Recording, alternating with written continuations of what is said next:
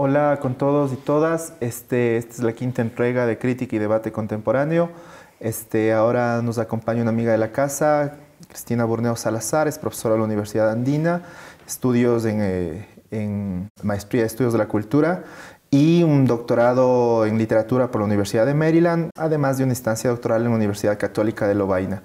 En este encuentro, Cris, primero te agradezco. Gracias a y ti. podamos, digamos, generar un diálogo como muy fluido, parte, digamos, de esta necesidad de pensar ciertos debates que usualmente no están, digamos, como muy, digamos, entronizados en las cuestiones oficiales.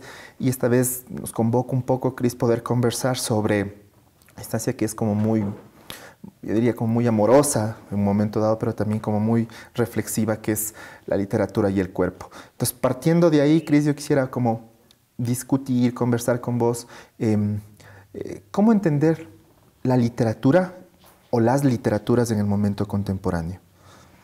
Hay un montón de derivas, ¿no? Y qué bueno poder hablar de esto contigo. Pero una de las derivas que yo pienso que se puede elegir entre muchas porque es una mirada también intencionada, ¿no es cierto? Es ver qué pasa con el cuerpo como paradigma en ciertas escrituras contemporáneas, ¿no?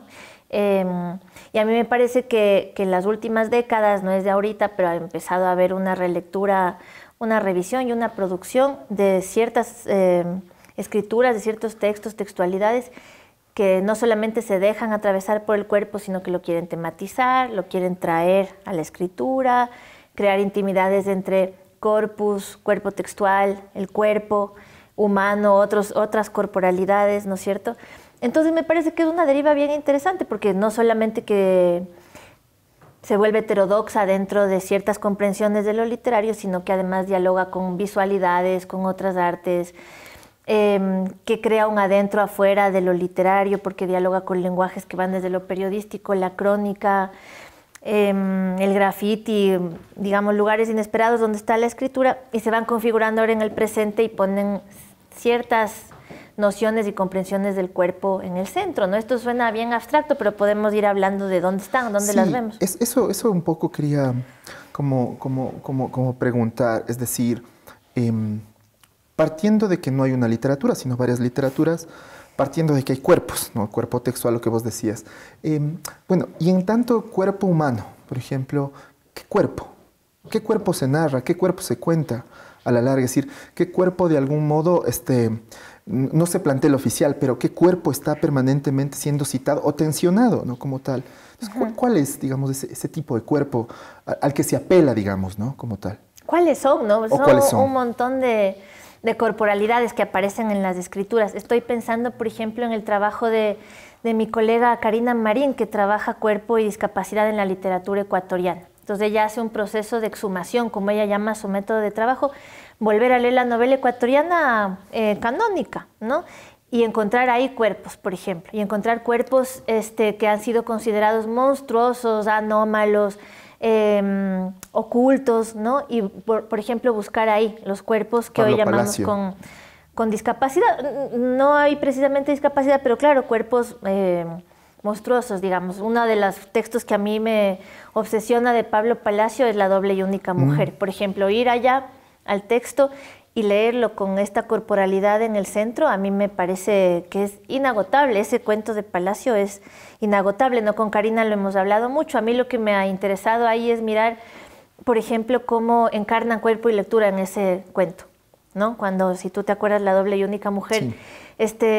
Existe porque su madre ha leído novelas durante el proceso de gestación y porque se ha dejado contar historias de un médico al que ha recibido en su casa sola, de manera un poco no muy educada, ¿no es cierto? Y todas esas lecturas encarnan en su proceso de gestación, en su embarazo, y nace La doble y única mujer, que se podría leer como un cuerpo siamés, y que es otras cosas también. Entonces ahí a mí me parece fascinante, por ejemplo, cómo la literatura encarna y por una vía umbilical cobra forma, digamos, en este cuerpo siamés, ¿no? Entonces ahí la intimidad entre cuerpo, escritura y lo literario, lo que hace Palacio con lo literario, a mí siempre me ha parecido fascinante, ¿no? Entonces ahí, por ejemplo, se puede leer con mucha intención. ¿Qué cuerpo aparece ahí? Este cuerpo monstruoso, inesperado, que además es resultado de una mujer que ha leído cosas que no debería estar leyendo como novelas porque activan la imaginación de las mujeres, que siempre es peligrosa. Entonces hay una serie de cosas ahí que a mí me parece que se tienen que leer tanto desde el cuerpo, pero también desde la teoría de género, la teoría literaria feminista, que está también cuestionándose ciertas representaciones del cuerpo canónico, del cuerpo concebido como ortodoxo, ¿no es cierto?, en la literatura. Ahí hay un montón de cruces, todos se cruzan por esta corporalidad, ¿no? Y en ese horizonte, Cris, ¿cómo poder plantearnos esta idea? Claro, hay un cuerpo físico monstruoso, ¿no es cierto? Pero también un cuerpo, digamos, moral. Si seguimos con Palacio, qué sé yo, el propio hombre muerto a puntapiés o el antropófago, por ejemplo, o luz lateral, digamos, ¿no? Ese cuerpo de la culpa, si se quiere, digamos, que carga el mal, digamos, de la sífilis, el treponema como tal. Es decir, ¿cómo ubicar un cuerpo físico y un cuerpo moral, digamos, ya? Es decir, en términos de ir trabajando este tipo de acercamientos, digamos, en este caso literarios, ¿no? ¿Cómo entender, digamos, si es que hay ligazón o hay tensión más bien en esas posiciones? Es buenísimo leer las tensiones, yo creo eso, ¿no? Me estaba acordando también ahorita mientras te escuchaba el cuerpo del joven Z, ¿no es cierto?, del hipocondríaco que va acumulando enfermedad, ¿no? Y que va acumulando enfermedad también porque lee. Ese cuento es fascinante en ese sentido también. Lee. Está en la Facultad de Medicina de esta universidad, ¿no? Que es el escenario del cuento, y como empieza a leer y a aprender, ¿no es cierto?, es estudiante de medicina, empieza a encarnar todos los síntomas de las enfermedades sobre las que va leyendo. Yo ahí vería las yuxtaposiciones, ¿no es cierto?, de estos cuerpos que aparecen como materialidad, que en Palacio son realmente muchos y son fascinantes, y cómo eso encarna también... digamos, esto encarna, pero también hay una lectura moralizante a veces, ¿no es cierto? Y en Palacio estos planos del cuerpo se yuxtaponen. Y lo interesante para mí es ver las tensiones también. Por supuesto, en El hombre muerto a puntapiés, que se ha leído desde tantos lugares, desde lo queer, desde la literatura más tradicional, pero también desde la teoría de género, ¿no? Para mirar qué pasa con la homosexualidad en ese cuento.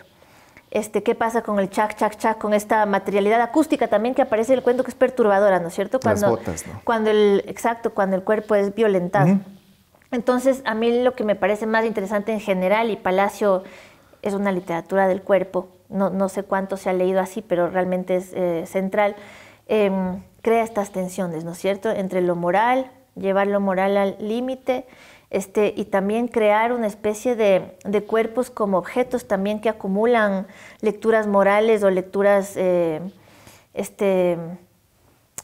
con miedo del cuerpo. Y otra vez vuelvo a la doble y única mujer. También es un objeto surrealista casi, ¿no? Lo que crea él, el cuerpo en continuidad con los muebles que solo sirven para ella, en continuidad con el lenguaje. Y esta narradora fascinante que es yo primera, yo segunda, cómo va descomponiendo las facetas de esta corporalidad. Crean un montón de cosas, una visión sobre las mujeres lectoras, una visión sobre la lectura, sobre la imaginación, que también aterriza sobre lo moral, la doble y única mujer y el deseo, cuando una de las dos se enamora, ¿verdad?, o siente deseo. Ese cuento para mí acumula muchas de las cosas que en los otros cuentos están presentes, pero para mí en ningún cuento como la doble y única se acumula lo que tú dices, ¿no? Esta lectura moralizante a través de un cuerpo visto como anómalo, en un despliegue del lenguaje que crea una narradora dual y varios niveles de siamesidad que nos dejan ver las tensiones y las estrategias de Palacio, que por eso digo, para mí ese cuento es un objeto, también un objeto surrealista, ¿no? Desde ese punto. Y claro, o sea, a mí cuando vos dices esto, estamos hablando de Palacio, una narrativa. Sí. Pero ahora en la poesía, Cris, por ejemplo, en la poesía, bueno, la canónica, Carrera Andrade, Gangotena, ¿no es cierto? Sí. Saldumbide, ahí, ¿cómo ubicar, digamos, esta instancia? Es decir, a veces hay estas lecturas más de un cuerpo metafísico, pero, por ejemplo, vos que has explorado específicamente el tema de Gangotena, ¿cómo ubicar, por ejemplo, este cuerpo bilingüe que vos hablas, digamos, en tu libro? ¿Cómo ubicar en esas tensiones narrativa-poesía, pero transversalizada por esa mirada, digamos, del cuerpo? Es que Gangotena está ahí también, bueno, y hay que decir también, ¿no?, que cuando aparece Hélice y Gonzalo Escudero edita Hélice, se publican uno frente a otro, El hombre muerto a puntapiés y uno de los poemas de Gangotena, del que ahora ya me voy a acordar, no sé cuál es de los primeros que él publica ahí, ahora me voy a acordar. Y si no me acuerdo, bueno, están publicados Gangotena al lado de Palacio. Y en Gangotena siempre hubo una lectura esta del bilingüismo en sus esferas más evidentes, francés, español, ya. Entonces es un poeta de doble expresión, ¿no es cierto?, que es un afrancesado, que la literatura ecuatoriana le lega a Francia, en lugar de crear un lugar más complicado y preguntarnos por qué este poeta de doble expresión, con una escritura particular, es ecuatoriano, por qué volvió, eso nunca sabremos, por qué crea esta serie de espacios liminales, ¿no? Y su amistad con Michaud. Claro, o sea, es decir, y eso a mí me asalta porque, ay, parece Gangotena, así un poeta como muy potente, como un país secreto, orogenia, toda una serie de cosas. Pero, Cris, ¿a qué se deben estas lecturas, digamos, de clase, digamos, en la poesía, ¿no? Yo escuchaba así como sorprendido a un académico que decía que Gangotena no sirve porque es burgués. Sí, todo el tiempo me dicen eso. Entonces, ¿vos, por qué crees que decir, ahí hay un cuerpo poético? Y hay como un deslinde del cuerpo poético y más bien está atravesado por un lindero más ideológico. Pero fuera de eso, ¿por qué hay este cliché, digamos, también en la literatura canónica, por lo menos de los 30 en Ecuador, y especialmente con Gangotena? Es que Gangotena está fuera de la esfera de la literatura comprometida políticamente, eso sí es cierto. Es un poeta católico, de retaguardia, digamos, su poesía está constituida dentro de la vanguardia y por supuesto hay estrategias vanguardistas todo el tiempo en lo que él hace, pero es de retaguardia, él en Francia está asociado a los poetas católicos, ¿no? A Jacob, a Cocteau, bueno, él se bautizó también como un acto estético, ¿no es cierto? Estaban fascinados por la iconografía católica, etcétera. Había unas razones filosóficas también. Pero está asociado a los poetas católicos. Llega a París por un mandato de clase que viene de un conjunto de privilegios de la aristocracia ecuatoriana. Todo esto es verdad, digamos, nada de eso niega el hecho estético al mismo tiempo. Es decir, ninguna de estas coordenadas que son ciertas, ¿no? Que son muy ciertas, niega el hecho estético. Y ahí hay una poesía que es una elaboración obsesiva, constante, permanente del cuerpo. Y hay esta decisión también, ¿no es cierto? En el mismo poeta conviven el francés y el español. La angustia transatlántica de querer pertenecer a la literatura francesa, haberse ido a aterrizar en los Andes, lo que le supone a él una conciencia de exilio, ¿no es cierto? Una presencia de unos Andes interiores que lo atormentan y la enfermedad, ¿no? La familia de Gangotena, sus descendientes no admiten que hay hemofilia, pero Michaud lo dice y los poemas hablan todo el tiempo. Hay un universo poético ahí donde está presente la sangre, el desangramiento, la enfermedad en ese sentido, la fiebre, hematomas de, digamos, la piel amoratada, etcétera. Todo eso está en unas imágenes, entonces. O sea, ahí hay un cuerpo, ¿no? Sí, entonces tú constatas que hay unas coordenadas que ideológicamente son problemáticas, como si estuviéramos leyendo nuestras antípodas, ¿no? Un hombre católico que hoy sería de derechas, descendiente de Borgia, o sea, de una decadencia marcada, pero ahí hay un hecho estético que para mí tiene una potencia enorme, entonces no voy a dejar de leerlo y por supuesto no voy a dejar de escribir sobre esto que me interesa porque hay un cruce ahí entre otras decisiones, ¿no? Enfermedad, sexualidad, Cris. El cuerpo, no sé, o sea, yo he escuchado muchas lecturas que aproximan a Gangotena a este entorno homosexual de Cocteau o su relación con Michaud. Es decidor que dos de sus hermanas vienen con sus pretendientes acá porque la familia quiere mejorar su estirpe con europeos en la familia, eso también es cierto. Y Gangotena viene con Michaud, ¿no? Con el poeta belga que además también aborrecía a Bélgica, ¿no es cierto? Se unían en esta tensión con sus países, entonces los dos coinciden en Francia. Es el uno Ecuador y el otro Bélgica. Sí. Es como un encuentro, digamos, dos expatriados a voluntad, ¿no? Claro, pero que usaban el lenguaje del exilio, que eso es interesante, ¿no? El francés. Michaud y Gangotena usaban el lenguaje del exilio, pero Francia era su hogar, digamos, y cuando salen de Francia se consideran exiliados, ¿no? Y hay una serie de relaciones. Yo no sé qué responder frente a eso nunca, ¿no? Porque lo demás, decir otra cosa sería una especulación. Sí hay una homosocialidad, ¿no? Sí hay tribus de poetas hombres todo el tiempo en las vanguardias. Las vanguardias marchan en tribus masculinas. O sea, de hecho, toda la construcción de lo masculinidad es homosocial, no solo las vanguardias, sino... Sí, pero estos poetas marchan en estas tribus y eso es muy decidor porque ahí hay unas... intimidades, ¿no es cierto? Que son ¿no? muy, sí, muy decidoras. De ahí, no sé, más allá de eso, ¿qué más se puede afirmar sobre la relación con Micho?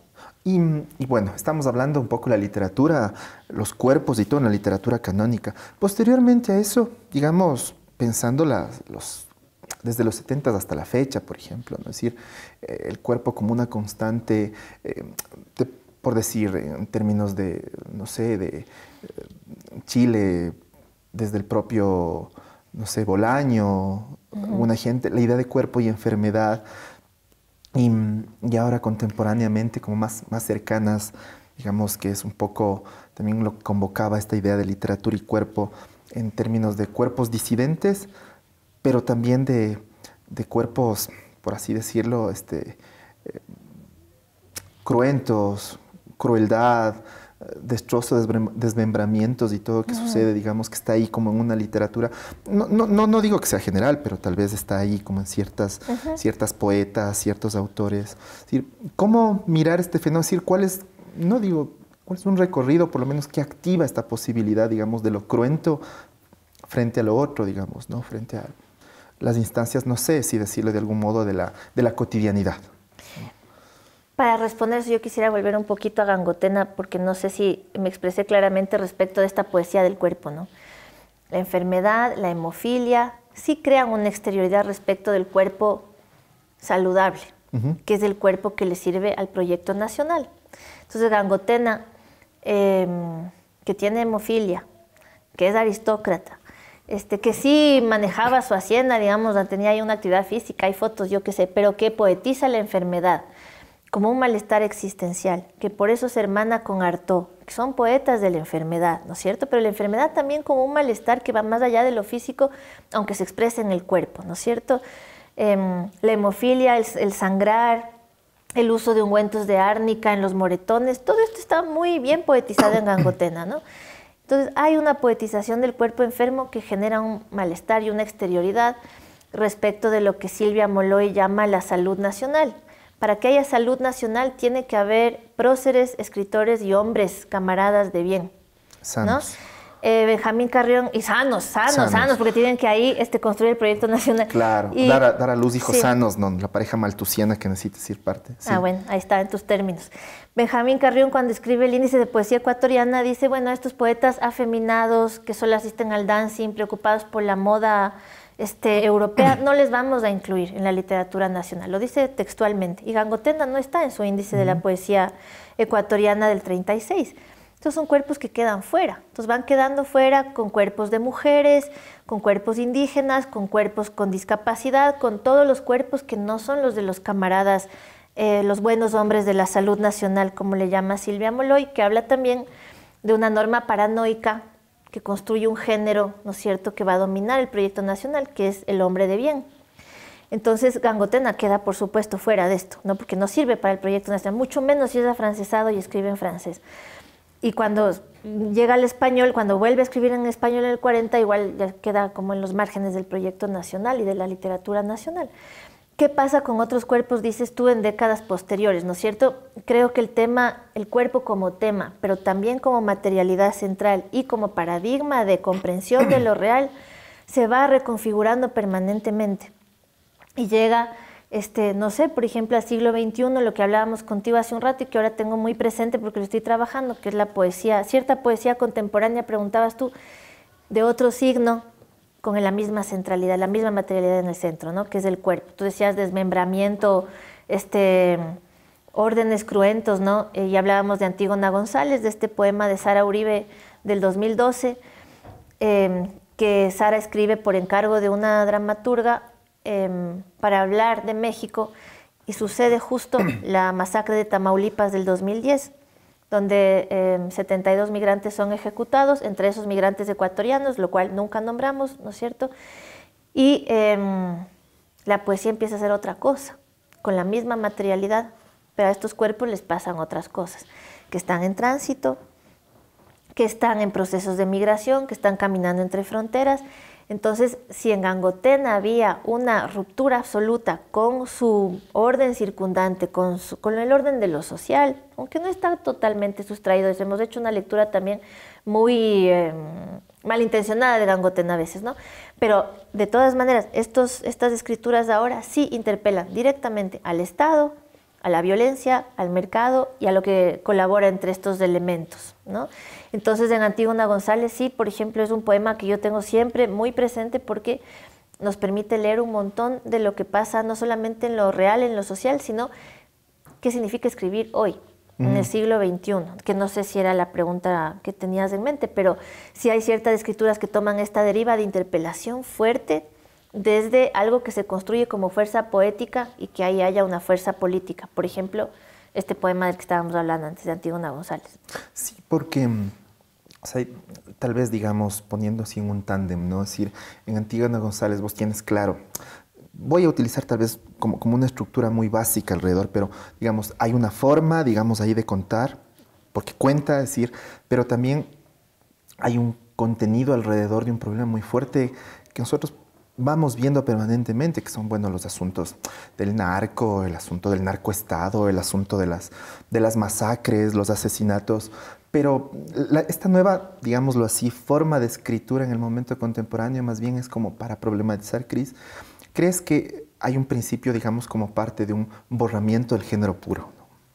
Es decir, género poético no puro, sino poético mezclado con, no sé, crónica, mezclado con una cuestión de intertextualidades de otros lados y todo como parte de ese principio. ¿Crees, digamos, que hay también en esa idea transfronteriza, esa metáfora transfronteriza, sí, hay también como un principio también de tránsito de géneros, no como un experimento, sino más bien como una posibilidad? Así es, justo eso, ¿no? Y hoy discutimos ese poemario en clase junto con Los muertos indóciles de Rivera Garza, que usamos como teoría, el ensayo de ella, y con algunas elaboraciones teóricas de la necropolítica. Ahí ya todo está mezclado, ¿no? Hicimos un salto súper abrupto, ¿no? De Gangotena al siglo XXI, luego podemos volver a un punto intermedio, pero sí, claro, en ese salto de 70 años, volver a recuperar el cuerpo, ver dónde está, ¿no es cierto? Y está en este lugar que tú dices, en un lugar en donde escribir significa, como lo ha dicho la misma Sara, escribir con los otros y escribir con muchos materiales circundantes que hablen de lo mismo. Entonces, Antígona González, al estar construido con la Antígona de Sófocles, otras Antígonas, con teoría que se convierte en verso, con notas periodísticas, que son estéticas también en las que ha trabajado hace mucho tiempo, por ejemplo, Cristina Rivera Garza y otros poetas, ¿no? Muchos otros escritores. Ahí hay una decisión política también de desestabilizar lo que la institución literaria construye para poder organizarse.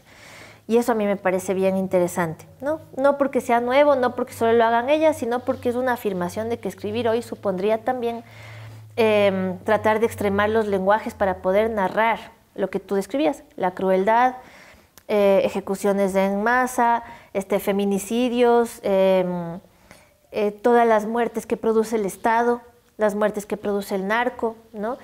Y todo esto es materia para lo poético. Entonces me parece que esas escrituras sí están decidiendo, están tomando un conjunto de decisiones que no tienen por qué ser las únicas. La literatura no se hace solo así, se hace de muchas maneras.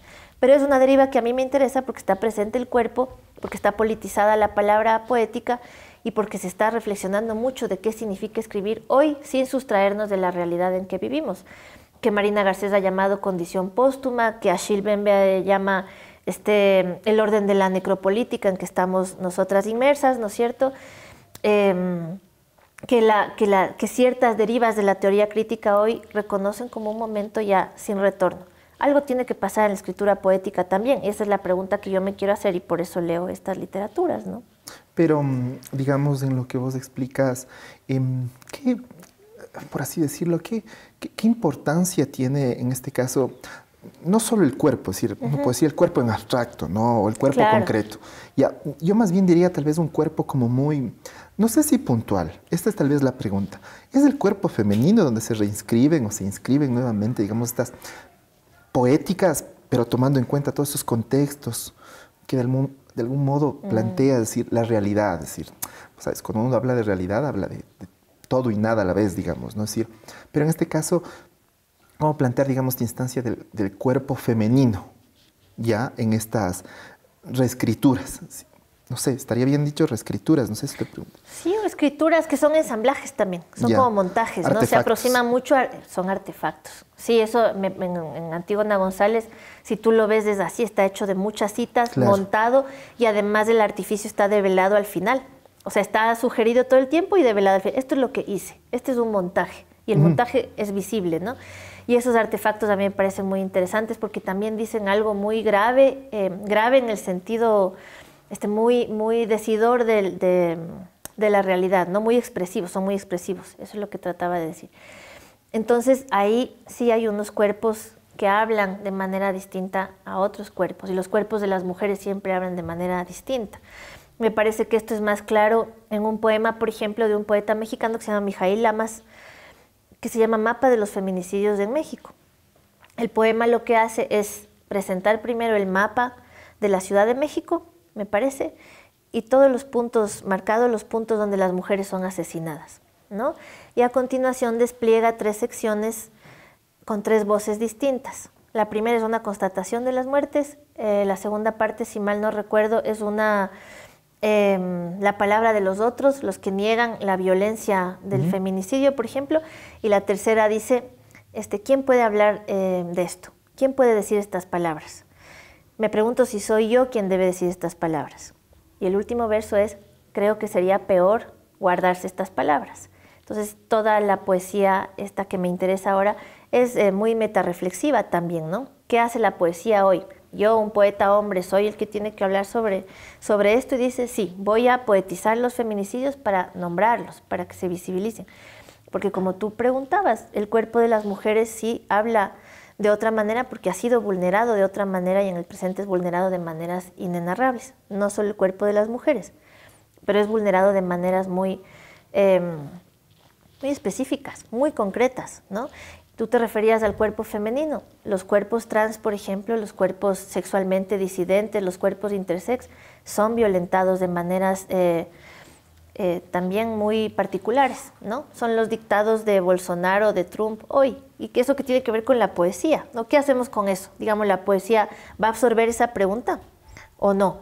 Y hay experimentos poéticos y escrituras que están dando cuenta de eso. También en una crónica que se acerca al ensayo, a la poesía, en proyectos de traducción, de textos que hoy tienen derivas trans.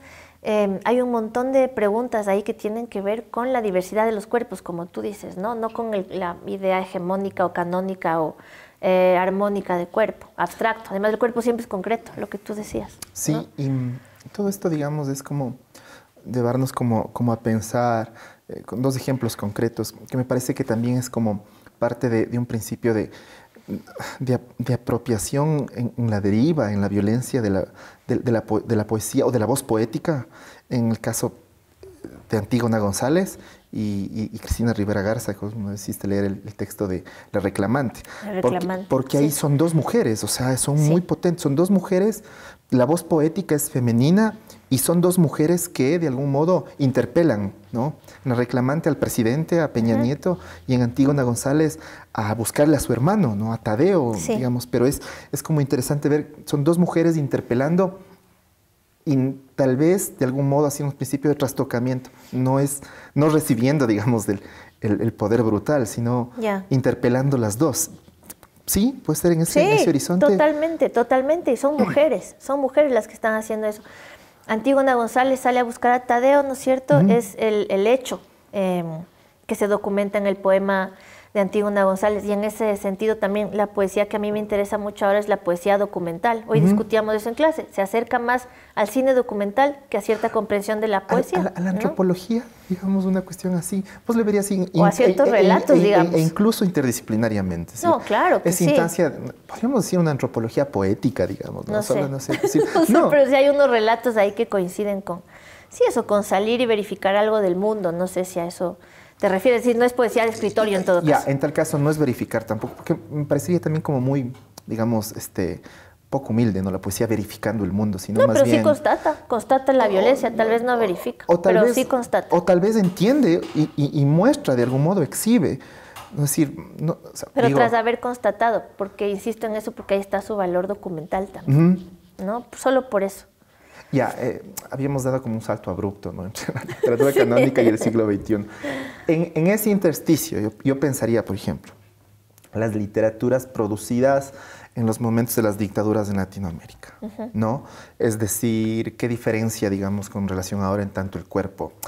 No sé, me refiero a las literaturas producidas en Argentina, en Chile, ¿no es cierto?, en Paraguay, en Brasil mismo. O sea, vos tienes ahí un cuerpo disidente en la obra, digamos, un poco de Manuel Puig, ¿no? El beso de la mujer araña o Poquitas pintadas, digamos, ¿no? ¿Cómo pensar, digamos, ese intersticio, ese cuerpo? Ya, ese cuerpo, especialmente, digamos, ese cuerpo disidente político, ¿no? Sí. Disidente político, que es tal vez la diferencia. Hay, digamos, una tensión entre esa cuestión, o cómo entender la disidencia política ahora, en relación Sí. a estos momentos, ¿no? Para meternos en ese intersticio, dar cuenta también de eso. No, pero lo que hemos estado haciendo de manera desordenada, que me parece muy productivo también, es mirar cómo se puede releer la literatura latinoamericana desde el paradigma del cuerpo y mirar qué aparece, ¿no? Ahí aparece Manuel Puig, por ejemplo, pero también yo miro la aparición de Perlonger, Néstor Perlonger. ¿no? De Néstor Perlonger. Hay cadáveres, ¿no es cierto?, que a propósito es un epígrafe que usa Rivera Garza, cuando va a hablar de cadáveres textuales, cuando habla de necroescritura en los muertos indóciles, cuando habla de estas escrituras con la muerte, ya marcadas por la producción masiva de muerte de los estados del mercado, ¿no? Lemebel por excelencia, ¿no es cierto?, para ir mirando los huecos que dejamos, como tú dices. Ahí hay si volvemos a leer la literatura latinoamericana desde esos cuerpos disidentes, vamos a ver otra deriva y otra posibilidad interpretativa de esa misma literatura que crea otras vecindades, otras continuidades, ¿no? Y a mí ahí siempre está Palacio, está cierta poetización del cuerpo en Gangotena, porque también tiene algunas disidencias, y luego otras mucho más explícitas, como la de Lemebel. Como la de Lemebel, además, ¿cómo podemos decir? Llevando la posibilidad vanguardista de la creación poética al espacio y haciendo el performance de las yeguas del apocalipsis, por ejemplo, entrando a caballo a espacios de la dictadura, ¿no es cierto? Entonces, esas vecindades con el performance también hacen poner el cuerpo de otra manera. Lemebel puso el cuerpo, Perlonger ponía el cuerpo, estaban ahí presentes en contextos hostiles, ¿no? Desde la disidencia sexual, sí, que es su fuerza, y en Perlonger también es una fuerza para la escritura. En Lemebel no se diga, en las crónicas, ¿no es cierto? Entonces pienso que ahí, como tú dices, el cuerpo nos hace ver otras disidencias que ponen en tensión coherencias ideológicas incluso de las izquierdas, porque esas disidencias sexuales interpelan de manera tan fuerte a las izquierdas que a veces las obligan a reafirmarse en dogmas que son violentos también en relación a estos cuerpos. ¿No es el hablo por mi diferencia, Lemebel, por ejemplo? Que es el manifiesto bellísimo. Es una crítica como brutal, especialmente el Partido Comunista Chileno. Es una bomba chileno, contra el comunismo macho, ¿no? Sí. El comunismo o las izquierdas homófobas también, ¿no? Sí, claro, totalmente. Y sobre eso, Cris, un poco, es decir, cómo dialogar, porque digamos como cierto, no sé si decirlo silencio, pero cierta distancia sobre estos temas alrededor de la literatura y el cuerpo, pero siempre pensado, digamos, en una especie de, por así decirlo, de resolución, no sé si mágica, pero buena alrededor de los cuerpos disidentes, ¿no? Siempre encarnando, estoy pensando en Puig, tal vez es una lectura apresurada, ¿no? Pero siempre es la idea de cómo el homosexual le hace entender al revolucionario que se puede, es decir, llevar esa carga casi incluso hasta maternal de poder hacerle entender al otro, digamos, esas instancias. ¿Por qué ha sido, digamos, esa tensión, esa mirada, digamos, de la literatura desde los 60 hasta acá? Sí, o sea, me refiero a decir, bueno, no hasta acá, sino entre los 60, los 70 y los 80 más o menos, desde una literatura, podemos decir la hegemónica, ¿ya? Es decir, esa tensión, ¿no? Si vos dices tensiones, ¿no es cierto? Es interesante la tensión, pero tal vez hay una tensión más bien de, a ver, ¿cómo generamos que este disidente, de algún modo, reintegre los valores obvios o hegemónicos para poder ser querido, por ejemplo, ¿ya? Estos cuerpos disidentes tienen una potencia, una fuerza para hablar, como los cuerpos de las mujeres, como los cuerpos enfermos, como los cuerpos considerados anómalos, que creo que estas comprensiones más descorporizadas de intelectuales de las izquierdas, de lo social, de la historia, de la literatura, tienen cierto temor, digamos, porque estos cuerpos desarman las comprensiones que tenemos de lo social o de lo histórico, lo que decía hace un ratito, y también desmantelan un poquito o interpelan nuestras seguridades teóricas. ¿Qué hacemos con Lemebel? O sea, ¿cómo yo me pregunto siempre, ¿no? ¿Cómo lee la izquierda si es que se lee el manifiesto por mi diferencia? ¿Cómo leer a Guattari, pasando a otras latitudes, ¿no es cierto? ¿Cómo leer el texto de Guattari contra la destrucción del cuerpo? ¿Cómo leyó el marxismo el cuerpo? ¿Cómo podemos ir interpelando nuestras seguridades teóricas, Deleuze, ¿no? O sea, cómo se leyó, digamos. Sí, entonces creo que eso es, o sea, que se ha tendido a separar o a aislar ciertos perímetros de lo literario para comprenderlo, y que cuando el cuerpo se sitúa intencionadamente, ¿no?, como una materialidad central para entender otras cosas, explotan algunas seguridades teóricas y literarias que tenemos, y eso siempre nos obliga a entrar en unas crisis a las que hay que estar dispuestas también, ¿no? Hemos como un poco dialogado sobre ciertos momentos específicos del cuerpo, y sin lugar a dudas siempre como va a estar como faltando, ¿no es cierto?, un montón de cosas. Conversamos sobre, imagínate, los cuerpos en los 60 mismo, las literaturas más tipo anglo y todo eso. Cris, es más bien una pregunta, digamos, como mucho más, por así decirlo, casi a los orígenes, digamos, de este proyecto, ¿no?, que es la modernidad. Decir que el cuerpo siempre ha estado como en un interés permanente de las disciplinas, y en este caso la filosofía. Digamos, por un trabajo que vos tienes, sí es como interesante pensar como uno de los padres de la racionalidad moderna, que es Descartes. Es decir, y la pregunta más obvia, ¿no?, me parece que es por ahí, es decir, en Descartes, por ejemplo, la idea de la corporalidad, ¿qué representa? ¿No? Ahorita me estaba acordando tratando de acordarme cómo empieza el Tratado del Hombre, ¿no? Cuando él dice, imaginémonos que fuéramos un cuerpo autosuficiente que funcionara de todas las maneras, de forma regulada, ¿no? Y Descartes, entonces, para poder hablar del cuerpo sin la idea de Dios y prescindir de la idea de Dios, recurre a la ficción. Y ese es un cruce para mí bellísimo entre la literatura y la filosofía. Imaginemos que, ¿no?, este hombre no es real, no es el que yo estoy describiendo, y no es un cuerpo el que estoy describiendo. Pero imaginémonos, ¿no?, y hace un pacto con la ficción para poder elaborar filosóficamente.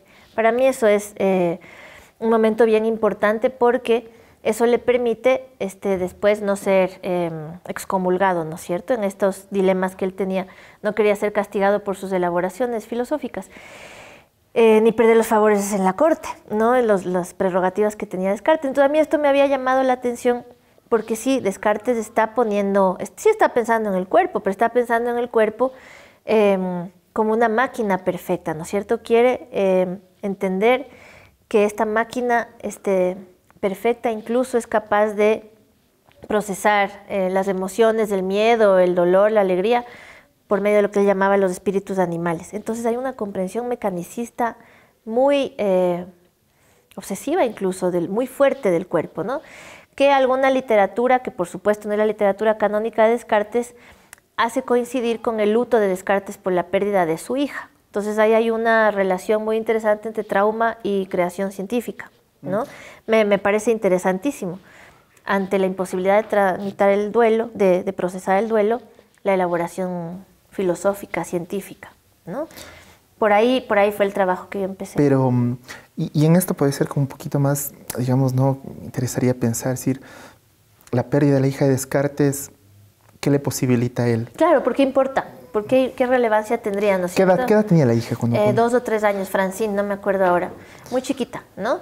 Y parece que lo que sea Descartes, por lo que está en documentos menores, que son los que me interesan a mí realmente, los documentos bastardos, él no puede diagnosticar.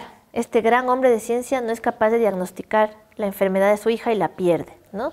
Francine era hija de Hélène, una mujer que sabía leer y escribir, que en el pacto social público Descartes era su criada. Eso es bien interesante, ¿no? Y es muy decidor de la historia de las mujeres. Pero en privado era la pareja de Descartes. Entonces Hélène, que leía sobre ciencia y todo, tiene a Francine con Descartes, y en ese momento en que pierden a la niña se separan. pero Hélène ya había estado participando de las elaboraciones de Descartes, ¿no? Y en ese contexto él no logra diagnosticar lo que le sucede a su hija. Pierde a su hija y otra vez los documentos bastardos lo que afirman es que se manda a hacer un autómata. En los siglos del punto más alto de la elaboración de autómatas, ¿no es cierto? Llegan a ser muy perfectos, ¿no? A mí me llama mucho la atención. Son máquinas bien desarrolladas, digamos. Un antecedente de nuestra robótica, etcétera. Entonces manda a hacer una hija. Entonces Descartes empieza a viajar con una autómata.